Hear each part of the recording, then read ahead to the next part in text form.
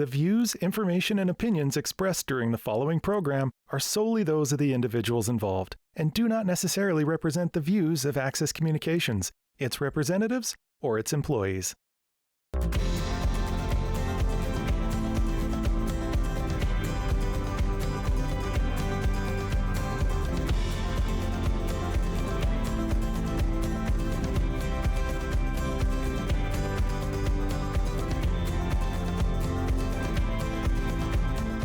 Good evening, and thank you for tuning in to Connecting Saskatchewan, brought to you by the Agricultural Producers Association of Saskatchewan and AccessNow TV. After hearing countless concerns about how connectivity impacts the livelihoods of producers in Saskatchewan, APAS launched the Rural Connectivity Task Force in September 2020.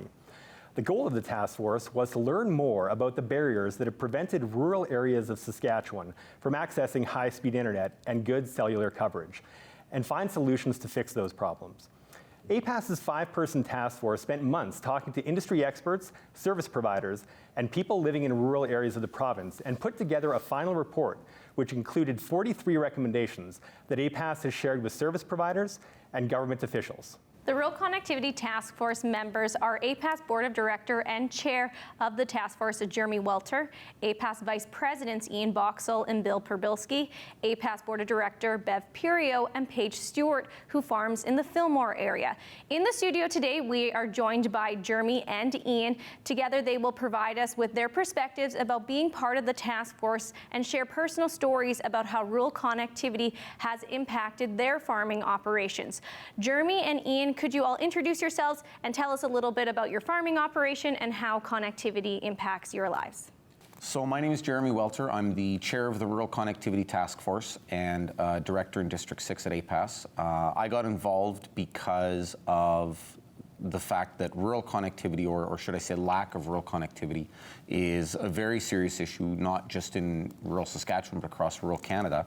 And in this day and age, lack of affordable, reliable internet connectivity is an economic issue, and it should be considered a basic right, no different than electricity or running water. You know, rural Canadian residents really are becoming second-class citizens, and you know, while we're hearing fairly consistent government promises, there really doesn't seem to be much action behind some of those promises. So. Ian, what's it like connectivity-wise on your farm, and why do you want to get involved in this task force? Thanks, Kelly. I'm Ian Boxall, Vice President of APAS, and I farm north of Tisdale. And in Northeast Saskatchewan, connectivity is a detriment to a lifestyle that lots of Canadians take for granted. And I got involved with the task force because I felt that APAS had an opportunity to shed light on this issue and also make positive and implementable recommendations to fix these issues. Thanks, everyone. We're now going to introduce you to Paige Stewart, a member of the task force who farms with her husband in the Fillmore area. The couple deals with connectivity issues daily, which impacts their productivity, personal lives, and Paige's professional life as she works from home. For Paige Stewart, trying to use her cell phone at the farm is a constant struggle. It's very hit and miss. On a day like today, it's almost nothing. Paige and her husband Chris's grain farm is between the communities of Fillmore and Momart. The pair farm alongside Chris's parents, who together make 4-mile farms. The family loves the area they farm in, but are constantly frustrated with the lack of reliable cellular service and internet connection in the region. We try to be really organized and be as efficient as possible. I'd say that's what's most important about our farm. So when you plan to go do a download or something from one of your equipment and you can't do it that day, or my husband takes the time to book off with the crew, I'm not going to be physically with the crew today, I need to download my data, and he can't do that, it's incredibly frustrating. Hey Chris, are you on the radio? While working on the farm or in the field, the Stewarts need to rely on two-way radios to communicate with each other, which adds another expense to their operation. As we become more and more reliable on internet service, even radio and cell phone, there's often times where we do call each other in seeding or harvest where we go right to voicemail, and it could be an emergency. Paige also works from home as an account manager for a crop protection company and needs reliable internet to do her job. But unfortunately, the Stewart's internet is an obstacle. I have to stop or reschedule meetings regularly because I can't communicate with those customers. Paige says these interactions result in some people becoming frustrated with her, and that's upsetting that the internet she pays for is extremely unreliable. Hearing customers on the other end of the phone or a virtual call as frustrated as they are in a job that they're already frustrated with for a lot of reasons, it's very disheartening, and you feel really terrible that that's your fault, that they can't do the job that they are squeezing you in to do a lot of the time. You know, if it doesn't matter if it's a customer or even a family, especially with aging parents and grandparents, where you can sense the frustration in their voice, it's really disheartening. The Stewarts aren't only asking their service providers to fix the issue. Over the last few years, they have also invested $5,000 in additional equipment to try and improve the connectivity within their home. We've invested in everything that we understand is available to us through our current provider, including a pretty pricey cell phone booster. And they don't even really recognize that we have that already when we ask them for that. Well, you know, they'll say something, well, why don't you get a cell phone booster? We already have done that, right? It's so much so that even in one part of the house, fortunately it's our office that gets okay service, we cannot have a phone call on the other side of the house. It's because of all these reasons that Paige wanted to join APAS's Rural Connectivity Task Force. She said she wanted to learn more about the barriers that are preventing her family and many other rural families from having access to reliable connectivity. It just touches on so many things, right? It's just so intertwined in every walk of life. Its importance just came to the top of our priority list so quickly that I was willing to take the time to do that. Paige says it's frustrating that governments don't do more to improve connectivity in rural areas, meanwhile are pushing for farmers to reduce their emissions. She says it's impossible to reduce emissions if they can't connect to technology that will help them do that. The biggest pressure on farmers right now is to decarbonize, right or wrong. And if they want us to decarbonize, then they need to help us with these tools. That's the only way we can do a really good job of trying to do that, is if we have the resources at our fingertips versus, you know, we're not looking at urban centers to decarbonize. First and foremost, that would be the easiest way to get vehicles off the road in those centers. But now for us to have health services, school services where we don't have to drive 50 miles, 100 miles some places for some of those services, it's a no-brainer. And Paige has a message for the government and service providers. I'm tired of hearing the answer that it costs too much. That's not acceptable. This is no different than electricity or, you know, when you spend that kind of money on infrastructure in the 70s, right? This is just a challenge of our time. It just needs to be done. While interviewing Paige, I found it particularly disheartening to hear about how having poor connectivity impacts her off-the-farm career. And Paige's situation is not unique. Thousands of Saskatchewan residents deal with the daily frustration of not being able to connect online or use their cell phones at home. As we learned in Paige's story, the Stewarts have also invested thousands of dollars of their own money into improving their connectivity situation on top of paying service providers. It's an issue that's become beyond frustrating for many rural residents, and it's unacceptable at this point. Ian, as we just listened in Paige's story, she spoke about how there's such a push from governments for farmers to clean up emissions, but she makes a point that farmers can't do that if they can't access the technology that'll help them do that and do that better. What are your thoughts on what she has to say about that? Oh, and that's exactly right, Callie. You know, a week or so ago, the federal, provincial, and territorial ag ministers signed on to a Guelph statement for the next policy framework. And the number one priority in there is tackling climate change and protecting the environment. And yet we don't have the ability to access the technology that would reduce our carbon emissions and meet these targets that the government is setting forth. It sometimes seems to me that government agencies' policies contradict each other, and they need to get this streamlined so that all of this works to achieve the goals that are set out. So not having access to cellular service on your farms, when you're in the fields, on grid roads, that poses a huge safety risk as farmers who spend a lot of time in the field, but also have families with younger kids who will also become more involved in the farm operation as they get older, helping you farm, driving on grid roads. What are your concerns as parents without being able to use your cell phone when you're on a grid road or at the farm? So Due to the nature of our business and the way our business operates, it's one of the most dangerous industries in the world. Safety is always a concern. It's always front and center, present in our minds, and the ability to place that phone call when it's needed. There's no other option. Rurally, there's no other choice but to have that connectivity, and it's a concern when you get into areas where the signal is poor or non-existent. Mm-hmm. Ian, safety-wise concerns for you?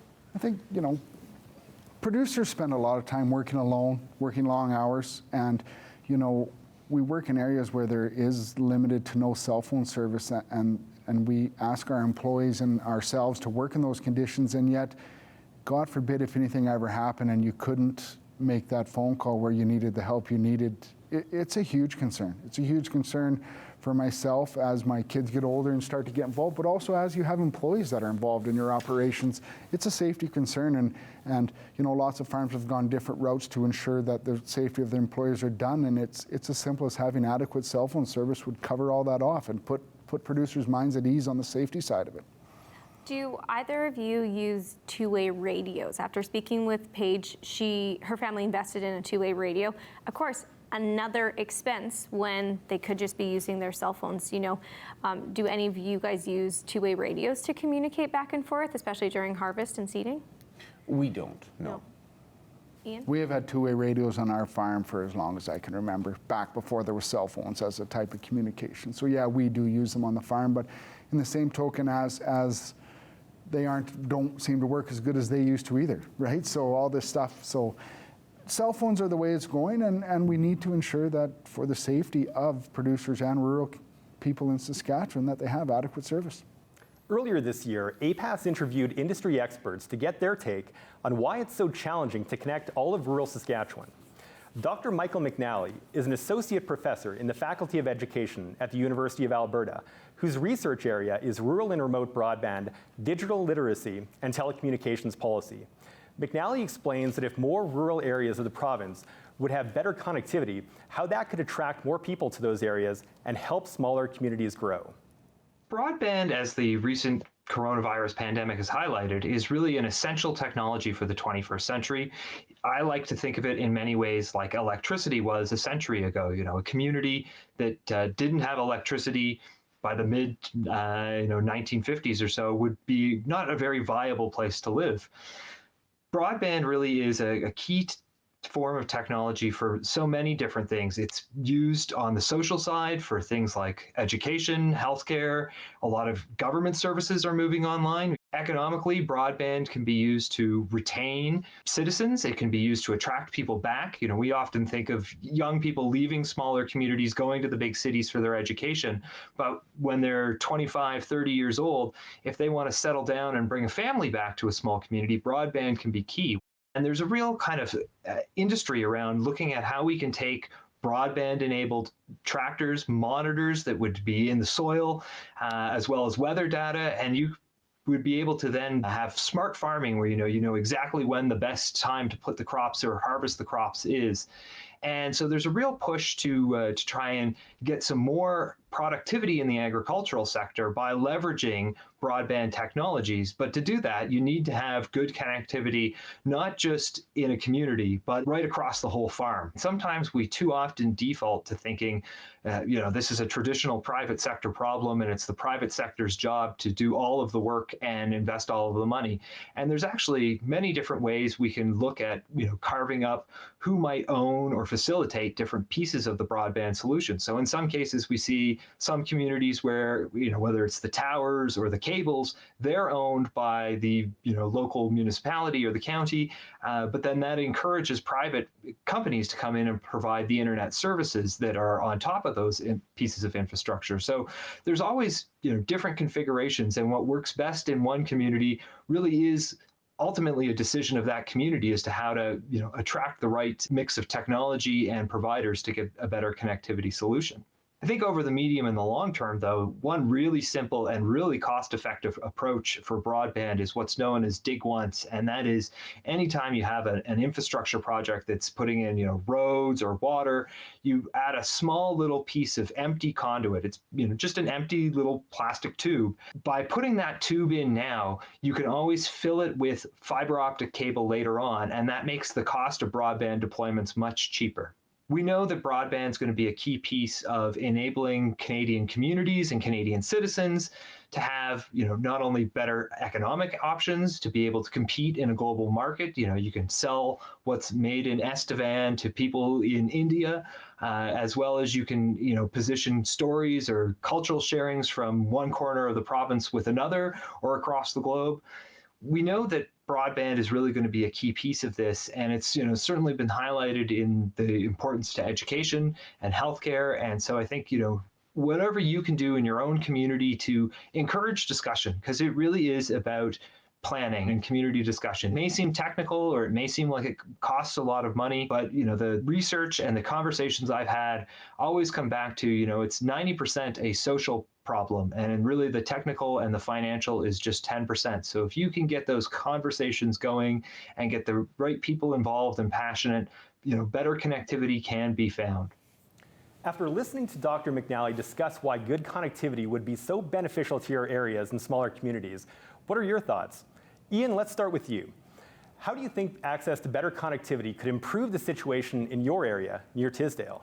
I think it'd be a huge improvement, not only for the agriculture producers that are there to get the service they require, but also, the kids and the families. Our kids will have access to more learning opportunities. Families will have a better opportunity to connect to members that aren't in their community.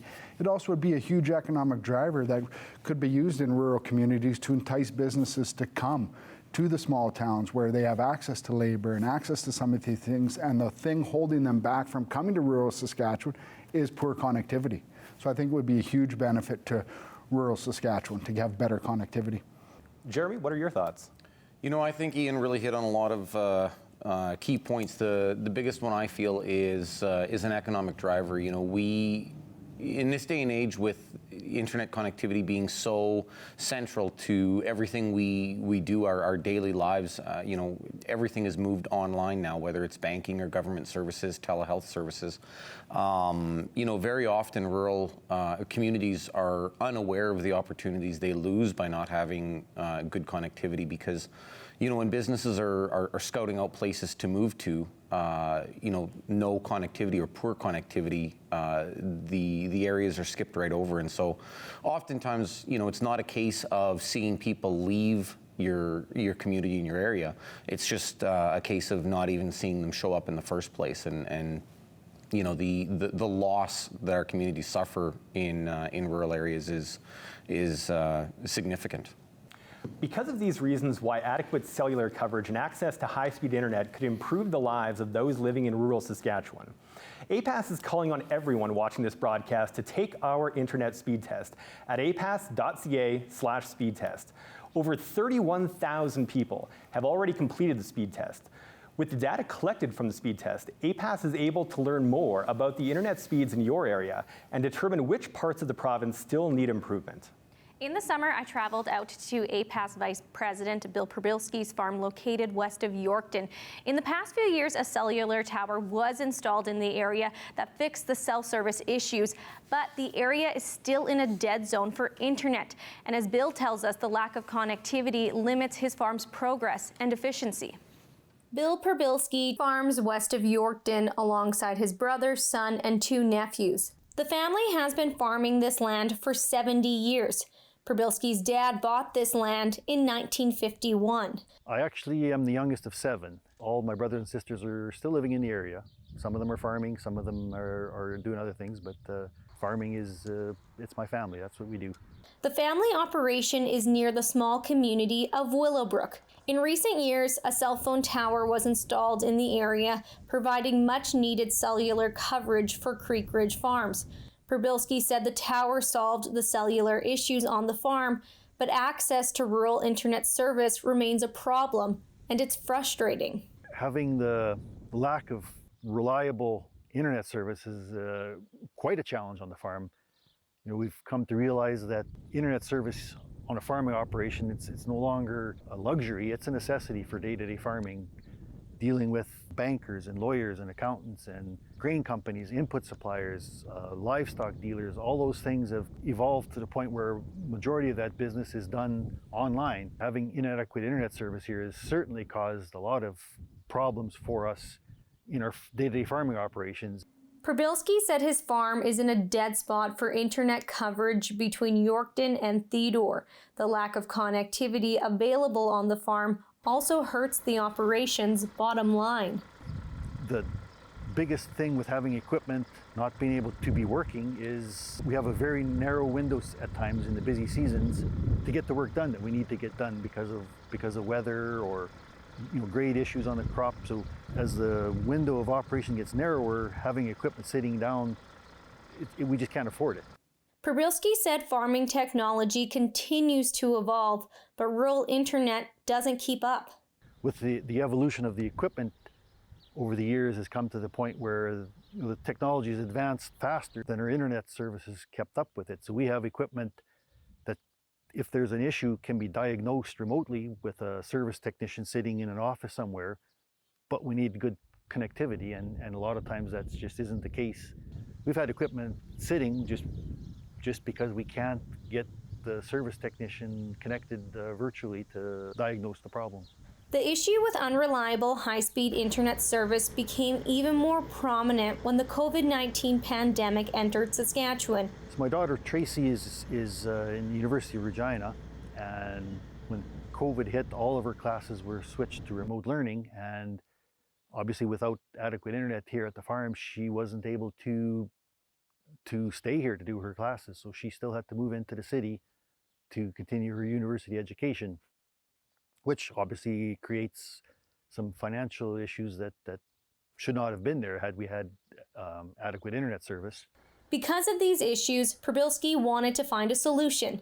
He joined APAS's Rural Connectivity Task Force in September of 2020 to try and find out why there is poor access to high-speed internet in rural Saskatchewan and what needs to be done to address these issues. I joined the Rural Connectivity Task Force because anybody you talk to at any meetings we've been at, rural connectivity has come up as an issue, that it's a necessity on the farm now. And if there was anything that we as APAS could do to help discover some of the solutions or even identifying where the problems lie, anything that we could do to help correct that problem was going to help the farmers and the people living in rural Saskatchewan. And I felt that was worth my time and effort. After months of research, Przybylski said the task force taught him the issue is too private and there needs to be cooperation among the providers. The cooperation between the private companies and the Crown corporations is what's probably going to be needed to get internet service to everybody in Saskatchewan. As technology evolves, it's going to become more and more critical that we get good high-speed internet at the farm. As it sits right now, connectivity is falling behind the technology and the equipment, but there's got to be a time when that balances out, because a lot of the equipment manufacturers are investing a lot of dollars in developing new technology, and if we can't make use of that technology on the farm, they've just wasted a whole schwack of money. So hopefully our work at APAS on the connectivity task force will at least shed some light and maybe spark some thought into how things can be improved for farmers and for people in rural Saskatchewan. So after hearing from Bill Przybylski about the challenges his farm faces from not being able to access high-speed internet, have either of you faced similar struggles? Ian, let's start with you about how better connectivity, better access to high-speed internet could really help your farming operation. Absolutely, we've seen the effects in our operation from that. And like Bill and Paige both referenced in both their stories, the investment in ag tech in this province and in this country has been huge.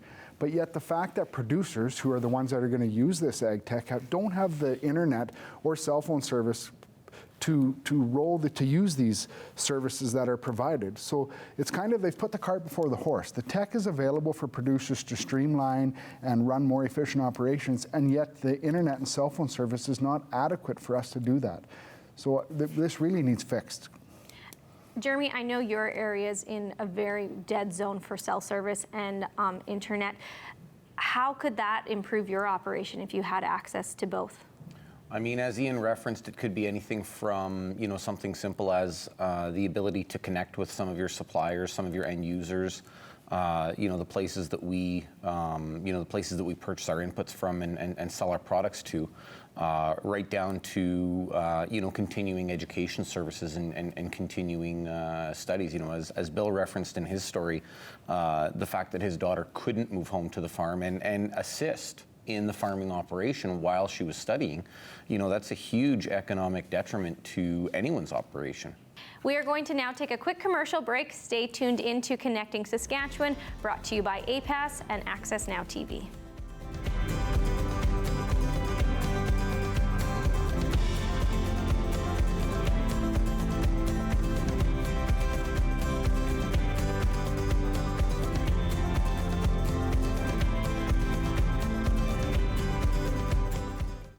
Access Smart Wi-Fi Plus adds an extra layer of home security without using cameras by detecting motion through Wi-Fi signals. How smart is that? Plug in a pod and secure your home with Access Smart Wi-Fi Plus. Kids grow up fast enough as it is. Access Smart Wi-Fi Plus puts you in control of their screen time and what they see on the net, even when you're not at home. Gain control of your Wi-Fi with Access Smart Wi-Fi Plus. What I love about being here in One Arrow is Wagutawin. It means coming together and helping each other.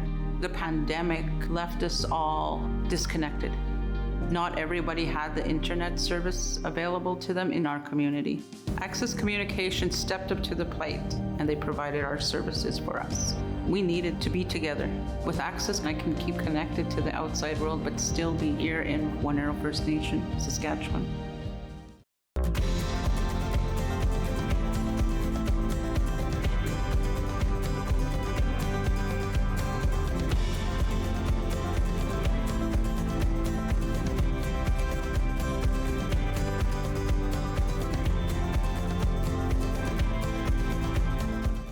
Welcome back to Connecting Saskatchewan, brought to you by APAS and AccessNow TV. After gathering its research, the Rural Connectivity Task Force put together an extensive final report. The report includes 43 recommendations that are real solutions for getting all of rural Saskatchewan better connectivity. We're now going to bring in APAS policy researcher Brent Kobes, who has spent countless hours learning about rural connectivity and possible solutions. Over the course of our work, we came up with 43 recommendations across 7 key themes. These are working together, too many cooks in the kitchen, the importance of small service providers, optimizing public resources, regaining and retaining Canadian excellence, taking control of the Saskatchewan advantage, and consumer protection. Together, these 7 themes touched on areas across telecommunications and will improve the way that Saskatchewan is connected and bring prosperity and sustainability to our rural communities. This will, of course, take action from all levels of government.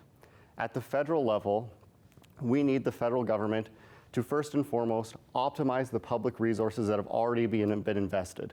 The federal government has invested billions of dollars, but we have yet to see changes on the ground for our communities. This is because responsibility is diffused across the federal government. So instead of having one person responsible, we have the CRTC responsible, we have ISED responsible, as well as we have a Minister of Rural Economic Development. These need to be consolidated into a single portfolio that can take responsibility and make sure that service is delivered today. Additionally, the federal government can do a better job of working with the provinces to make sure that things are rolled out in a smooth and sustainable fashion to the communities that need it most.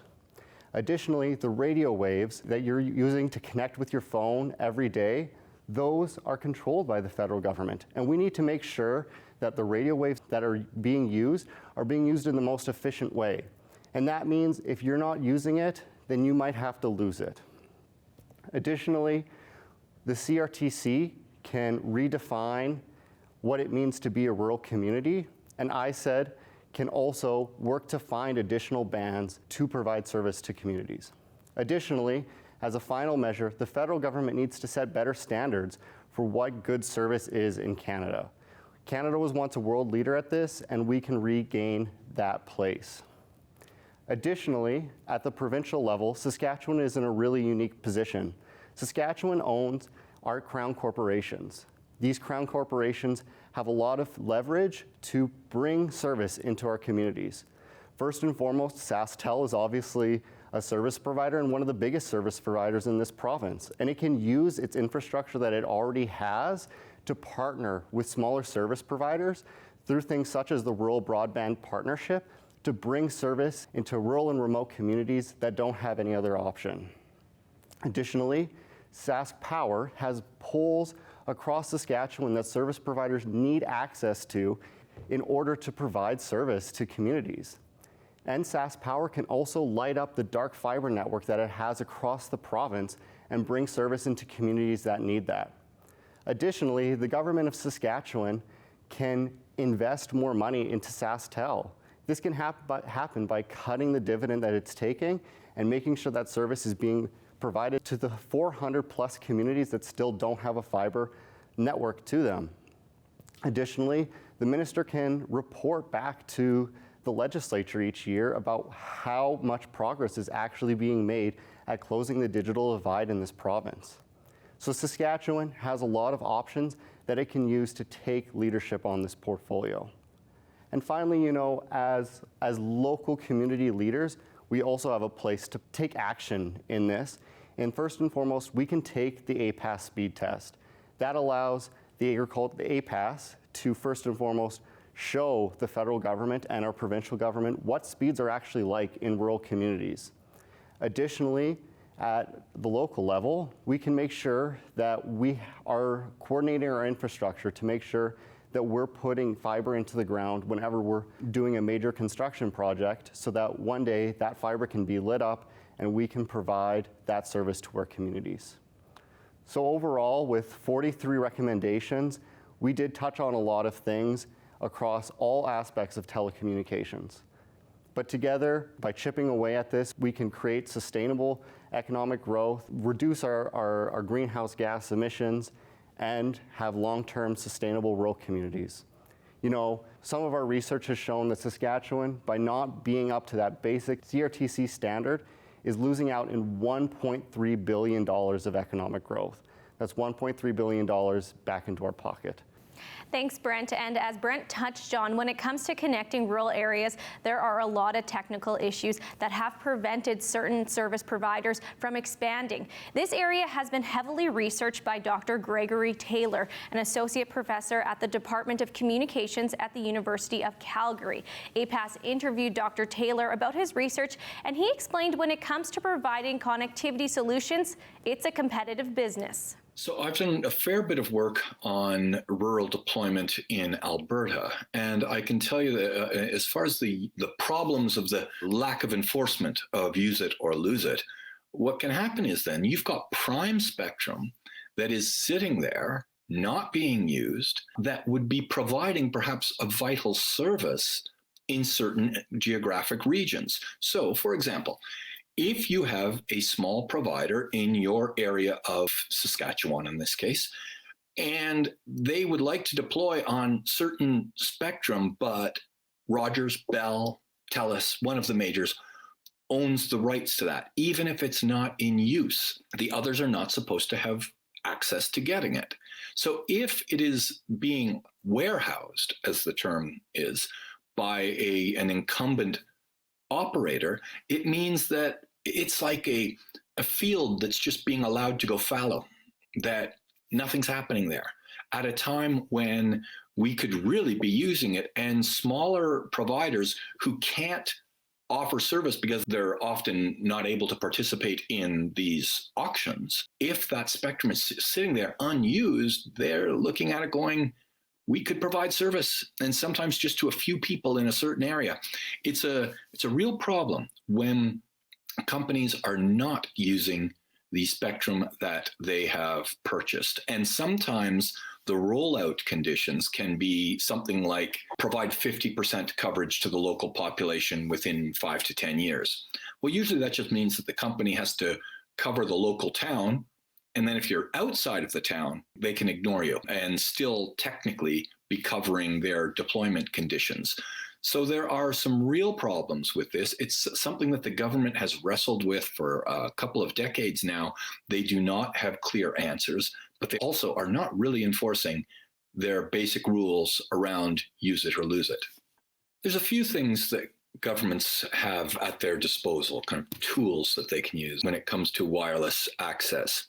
One is to really make sure, and this is something they're looking at, I actually think that there's been some positive movement this way, to allow more what they call unlicensed spectrum to be available, which means that it would be open to everybody, that would not be an exclusive license, and it could be used for various possibilities as well. So one option to really help in some of these areas is to set aside a spectrum that no one is going to have exclusive access to. And there are all kinds of examples of how this works. Everybody who has Wi-Fi in their home, and that's pretty much all of us right now, that operates on spectrum that is not licensed to anybody. The unlicensed spectrum means that everybody can have access to it. So the wireless router in your home that you might be using at this moment operates on frequencies that nobody owns. The policy, in essence, is that your device can only have a certain range. So you might be operating on the same frequency as the person across the street, but you're not interfering with each other because your device's radius for a signal is only about 10 meters. So you can have multiple devices on this spectrum and nobody owns this spectrum. It's the greatest example we have of how unlicensed spectrum can benefit a wider range of people. So after listening to Dr. Gregory Taylor, what are your thoughts on certain service providers having access to the spectrum but not using it, and also not letting anyone else use it either? Jeremy, let's start with you. So clearly the issue of spectrum is not a simple one. Obviously the big problem is the amount of money that some of these companies spend to buy the rights to the spectrum. Empties the proverbial bank account and doesn't allow them to actively institute and use some of that spectrum. As well as the fact that when it comes to installing some of that service in some of the lower populated areas, they're of course running a business, and they run into a business case of not being able to make a good a good economic argument for doing that. The difficulty then is, why can't some of the smaller companies have access to that if the larger companies are not going to use that spectrum? Is this frustrating, a bit, kind of mind-blowing? Absolutely. It's not mind-blowing, honestly. When I got involved with the Connectivity Task Force, I kind of already had a bit of an idea that some of this was going on. It was disheartening to see that there's no enforcement. We've got all these government bodies, and they're supposed to be acting on our behalf as taxpayers, but clearly they're not, and it's disappointing. Mm-hmm. Ian, what do you think about what Dr. Gregory Taylor had to say? I think it was interesting to hear how the spectrum auction, which is what's required to get proper cell phone and internet service to rural Canadians, is really about money for the government. And the fact that the government has a clause in there on use or lose it, and still are letting some of the bigger players in the field hoard that spectrum to the point where the smaller players don't have the opportunity to roll that out. It's pretty frustrating as a citizen of Canada who has poor cell phone and internet service when you hear that this stuff is being hoarded by the big corporations. And I think it's time for the government.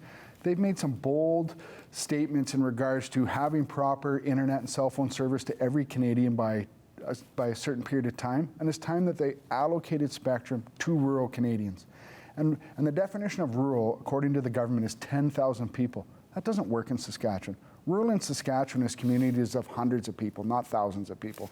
And it's time that spectrum auctions were allocated. A portion of that spectrum was allocated strictly for rural Canadians. And it's time that they enforce the use or lose it clause within those contracts. so that small internet and providers have the ability to bid on some of this stuff and get the internet that we require.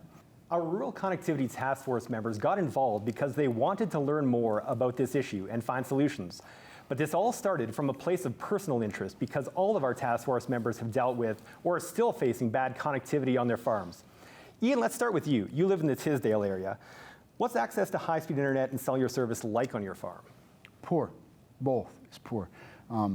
My wife works from home, and there are probably 4 to 7 nights of the week that she goes to her office to work, she can't because of poor internet service. She can't download bank statements. She can't do any of that.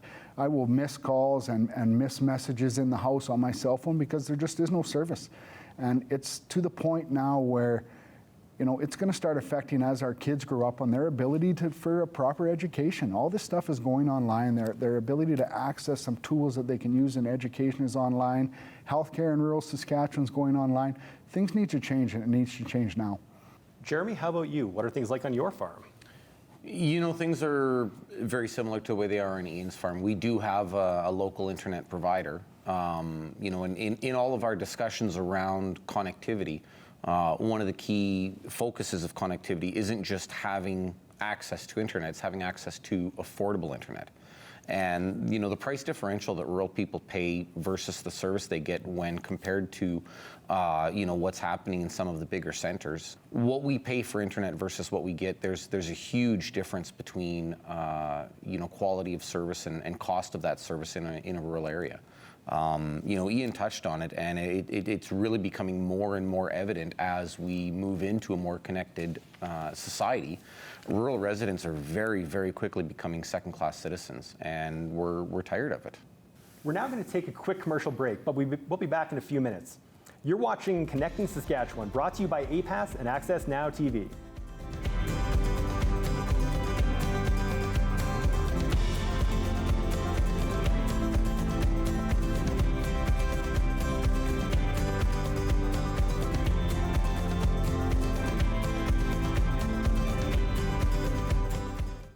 Access Smart Wi-Fi Plus adds an extra layer of home security without using cameras by detecting motion through Wi-Fi signals. How smart is that? Plug in a pod and secure your home with Access Smart Wi-Fi Plus. Kids grow up fast enough as it is. Access Smart Wi-Fi Plus puts you in control of their screen time and what they see on the net. Even when you're not at home, gain control of your Wi-Fi with Access Smart Wi-Fi Plus. What I love about being here in One Arrow is Wagut the Win. It means coming together and helping each other. The pandemic left us all disconnected. Not everybody had the internet service available to them in our community. Access Communications stepped up to the plate and they provided our services for us. We needed to be together. With Access, I can keep connected to the outside world but still be here in One Arrow First Nation, Saskatchewan.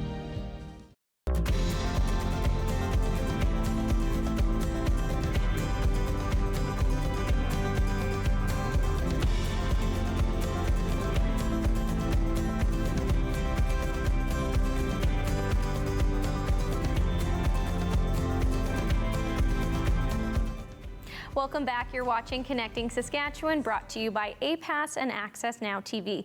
We'll now check in with our panel again and learn more about your experience with the Rural Connectivity Task Force. What were some of the biggest takeaways that you learned, and just parts of the whole cellular high-speed internet industry that you weren't aware of before? Jeremy, as the chair of the task force, let's start with you. So I really, really enjoyed my experience with the task force. I think one of the biggest takeaways I had was just, you know, shock and surprise over the fact that federally we have 5 separate branches of government that control different aspects of connectivity. You know, it's almost like someone tried to make it as convoluted and complicated as possible. We're the only country in the world where that happens. Every other country in the world, they have one branch of the government that controls, you know, all aspects of connectivity. So it's definitely something that needs to be looked at and rectified. You know, there was lots of interesting takeaways. I found the Alberta model for fiber and connectivity interesting, although it does also have its own, you know, their own separate issues. I really think just the fact that we have 43 recommendations, that if nothing else should show the breadth and depth of the problem. It's not a simple fix. There are definitely some targets in some recommendations that are easier to achieve than others. Even something simple like digging once. If you're in there moving the ground, lay down the conduit while you're there. The fiber can be installed at a later date, but once the conduit's there, that's 90% of the cost of laying down fiber. So, Ian, what was your experience like with the task force? It was a great experience, and part of the reason I got involved is I believe that proper cell phone and internet service is the same as power. It's a necessity to life in Saskatchewan and in Canada. And I just wanted to get involved that anything I could do to help push this issue along, because it's important to me.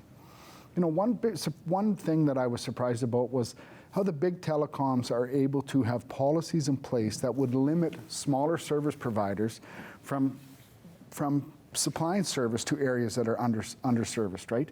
And the fact that they're allowed to do this surprises me. We have a government that has made these bold commitments to rural internet, and yet it's really just a headline because they haven't done anything to support those statements. So I was surprised by that I was hoping for better from our governments in that regard. While going through the interviews with Dr. Taylor and Dr. McNally, they both made the same point about we've done this with the telephone. Why can't we do this with high-speed internet and cellular service? And the point is we can, but we just haven't. What do you think about them both making that point? So the funny thing about telephone service 100 years ago, or whenever it was, SaskTel didn't roll it all out. There was local telephone companies that rolled it out in certain areas that then attached to a wider grid. This is the same concept we need now to get rural internet. Why the big telecoms believe and service providers believe that they're the ones that can do it, they can't. They need to realize that. The government needs to force them to realize that and allow these smaller service providers to provide service in areas where the big guys don't want to go.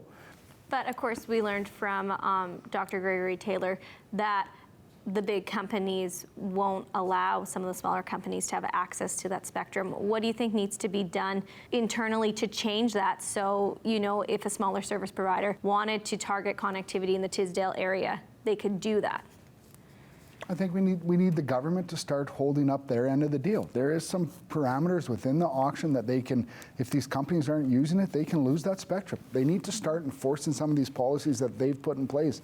I also think they need to, provincially, we need some cooperation between SaskTel and that with some of the smaller providers that are willing to make that investment in rural Saskatchewan that maybe SaskTel isn't too, and I understand that it's driven by economics. And if SaskTel isn't willing to make that investment in rural Saskatchewan and yet somebody else is, there needs to be an opportunity for them to do that using some of SaskTel's infrastructure. We can put all the towers up in the world. If we don't have fiber to them, there's no point. So back to Jeremy's point about digging once and putting conduit in the ground, this really needs looked at. We need to get fiber in the ground, and we need to get this done immediately.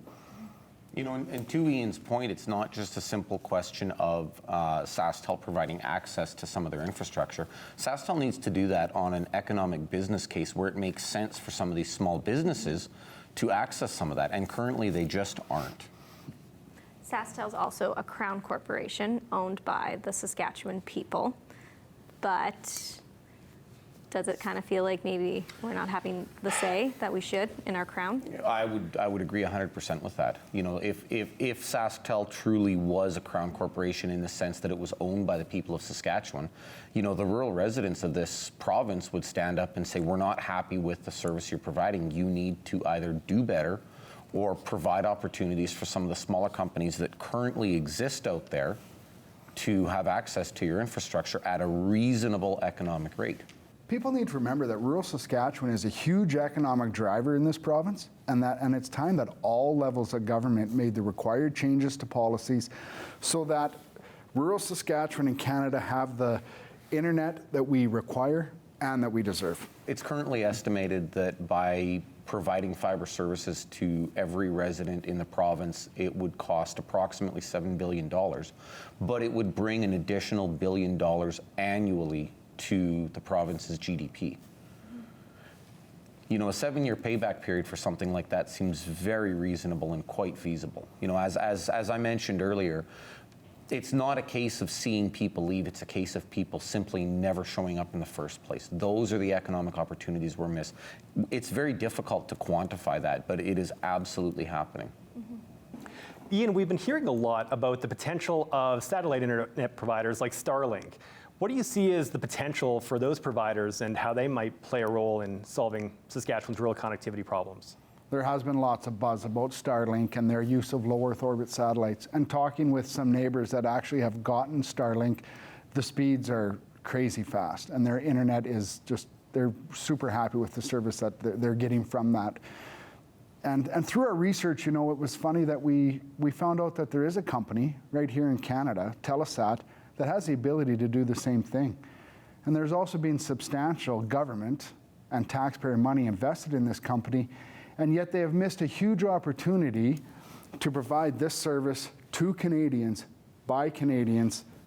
Jeremy, what are your thoughts on internet satellite providers? You know, very similar to Ian, it was very disappointing to find out that this technology had been incubated in Canada, you know, 50 years ago.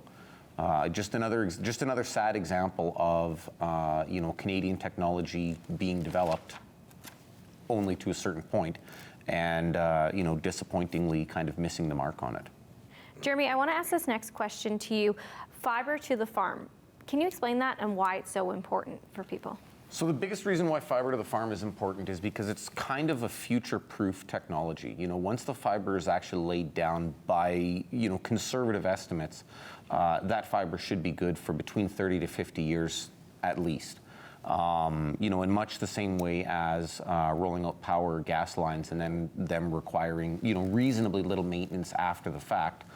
It's kind of a case of do it once and you've basically solved the problem for, at minimum, of a full generation of time. You know, it doesn't come without an economic cost, but you know, as Paige mentioned, they've spent thousands of dollars on their own farm trying to get you know, technology to fill the gap. I think it highlights a very good point that rural residents are ready and willing to step to the plate in much the same way as many of them did in the 80s when gas came to Saskatchewan. You know, there was a cost to individual farms to have those gas lines installed, but most people recognized the benefit that this would bring to their areas, and in a lot of cases it did. So rural residents were, and still are, I think, ready and willing to step up to the plate and you know, show their commitment to installing some of these technologies. I kind of got curious, and so I ran some numbers in my local RM. Just running kind of lines down a map, I estimated there's roughly 120 miles of fiber that would need to be installed to connect about 89 residences. Now, you know, at the conservative estimate of about $30,000 a mile, you know, that's $3.6 million. So it's not an insignificant sum of money. You know, but having said that, if someone came to the RM with a good business case to lay down fiber, I'm very confident that the majority of residences would step up to the plate. Jeremy, the Connectivity Task Force has sent its final report and recommendations to all of Saskatchewan's rural MLAs and MPs. What can politicians do to help fix the issue of bad rural connectivity? So in Saskatchewan, I think what politicians can do is make some regulatory policy changes to the way our provincial crown operates. The SaskTel can't and should never be expected to be the complete answer. But what SaskTel needs to do and what our politicians need to mandate is that SaskTel provides you know, reasonably priced backhaul service to some of the smaller companies that are requesting it, that are trying to fill in some of these rural connectivity gaps. As Canada's last taxpayer-owned telecom company, do you think that provides Saskatchewan and SaskTel with certain opportunities that other provinces don't have? I think we have an incredible opportunity in this province because SaskTel is still a crown corporation. You know, any major corporation, any one of the big three that operate in Canada, they have one obligation, and that's to their shareholders. And that's turning profits to their shareholders and returning those profits. With Saskatchewan, with the people of Saskatchewan being the shareholders of the Crown, I think the people are far more interested in seeing, reliable, reasonably priced services rolled out. As we begin to wrap up the show, we want to remind all of you to go online to apas.ca/speedtest. This speed test provides APAS with valuable information about which areas of the province are seeing the most issues with bad connectivity, but also which areas can't connect the same way that people living in urban centers can. Over 31,000 people have already taken the test, but we want that number to be even higher so we can keep sharing this information with service providers and all levels of government. Thanks everyone for tuning into Connecting Saskatchewan. This broadcast will be available on AccessNow TV, AccessNow TV's app, and video on demand. APAS will also be sharing this broadcast on our social media and YouTube page in the coming weeks. Thanks for tuning in, and we hope you enjoyed the show.